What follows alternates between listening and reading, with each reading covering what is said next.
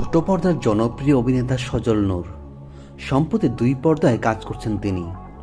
চিত্রনায়িকা শবনম বুবলির সঙ্গে একটি সিনেমার কাজ সম্প্রতি শেষ করেছেন সজল নূর। চলতি মাসের মাঝামাঝি চিত্রনায়িকা উপবিশ্বাসের সঙ্গে নতুন আরও একটি সিনেমা শুটিং শুরু হওয়ার কথা রয়েছে। এরই মধ্যে সজল নূর এই দুই নায়িকাকে নিয়ে মন্তব্য করেছেন।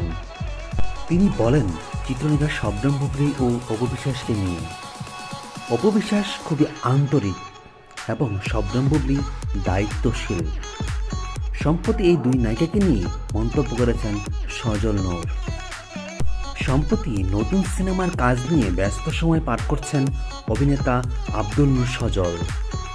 সম্প্রতি চিত্রনায়িকা শবনম বুবলির সঙ্গে একটি সিনেমার কাজ শেষ করেছেন সজল।